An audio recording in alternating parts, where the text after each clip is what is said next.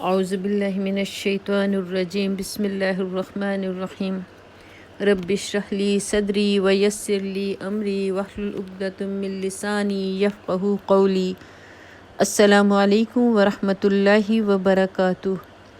آج ہم سورہ بقرہ کا 10واں رکوع شروع کرتے ہیں۔ بسم اللہ الرحمن الرحیم۔ وَإِذْ أَخَذْنَا مِيثَاقَ بَنِي إِسْرَائِيلَ لَا تَعْبُدُونَ إِلَّا اللَّهَ۔ یاد کرو اسرائیل کی اولاد سے ہم نے پختہ عہد لیا تھا کہ اللہ کے سوا کسی کی عبادت نہ کرنا۔ وَبِالْوَالِدَيْنِ إِحْسَانًا وَذِي الْقُرْبَى وَالْيَتَامَى وَالْمَسَاكِينِ وَقُولُوا لِلنَّاسِ حُسْنًا وَأَقِيمُوا الصَّلَاةَ وَآتُوا الزَّكَاةَ۔ ماں باپ کے ساتھ، رشتہ داروں کے ساتھ، یتیموں اور مسکینوں کے ساتھ نیک سلوک کرنا، لوگوں سے بھلی بات کہنا، نماز قائم کرنا اور زکوٰۃ دینا۔ ثم تولیتم الا قلیلا منکم وانتم معرضون۔ مگر تھوڑے آدمیوں کے سوا تم سب اس عہد سے پھر گئے اور اب تک پھرے ہوئے ہو۔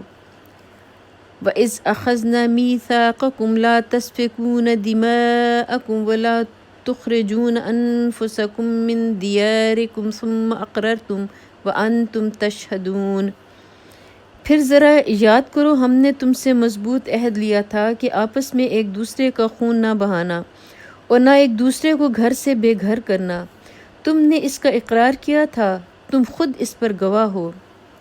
ثم انتم هؤلاء تقتلون انفسكم وتخرجون فريقا منكم من ديارهم تظاهرون عليهم بالإثم والعدوان۔ مگر آج وہی تم ہو کہ اپنے بھائی بندوں کو قتل کرتے ہو، اپنی برادری کے کچھ لوگوں کو بے خانماں کر دیتے ہو، ظلم و زیادتی کے ساتھ ان کے خلاف جتھے بندیاں کرتے ہو۔ وَإِن يَأْتُوكُمْ أُسَرَىٰ تُفَادُوهُمْ وَهُوَ مُحَرَّمٌ عَلَيْكُمْ إِخْرَاجُهُمْ۔ اور جب وہ لڑائی میں پکڑے ہوئے تمہارے پاس آتے ہیں تو ان کی رہائی کے لیے فدیے کا لین دین کرتے ہو، حالانکہ انہیں ان کے گھروں سے نکالنا ہی سرے سے تم پر حرام تھا۔ أَفَتُؤْمِنُونَ بِبَعْضِ الْكِتَابِ وَتَكْفُرُونَ بِبَعْضٍ۔ تو کیا تم کتاب کے ایک حصے پر ایمان لاتے ہو اور دوسرے حصے کے ساتھ کفر کرتے ہو؟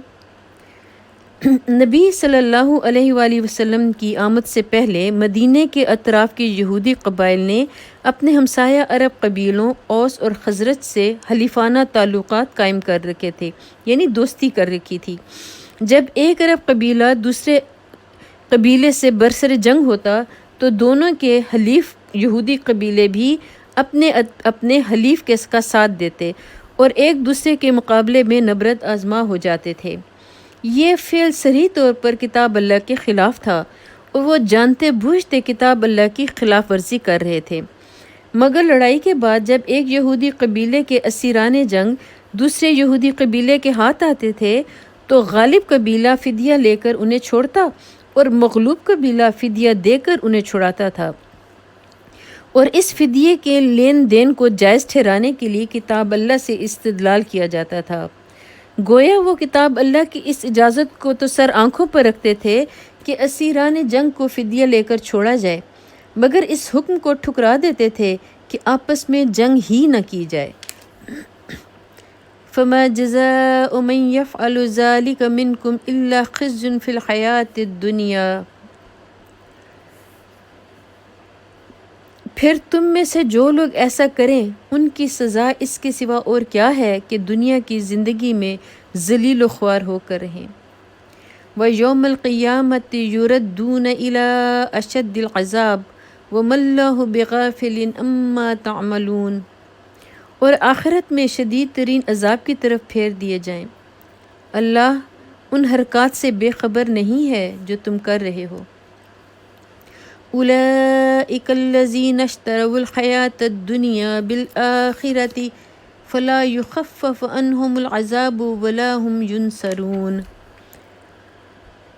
یہ وہ لوگ ہیں جنہوں نے آخرت بیچ کر دنیا کی زندگی خرید لی ہے، لہٰذا نہ ان کی سزا میں کوئی تخفیف ہوگی اور نہ انہیں کوئی مدد پہنچ سکے گی۔ یہاں ہمارا 10واں رکوع ختم ہوتا ہے۔ اللہ تعالیٰ سے دعا ہے کہ اللہ تعالیٰ ہمیں اپنی عبادت کی توفیق عطا فرمائے، ماں باپ کے ساتھ، رشتہ داروں کے ساتھ، یتیموں اور مسکینوں کے ساتھ نیک سلوک کرنے کی توفیق عطا فرمائے، لوگوں سے بھلی بات کہنے کی توفیق عطا فرمائے، نماز قائم کرنے اور زکوٰۃ دینے کی توفیق عطا فرمائے، اور اللہ تعالیٰ ہماری غلطیوں کو معاف کرے۔ وآخر دعوانا ان الحمد للہ رب العالمین۔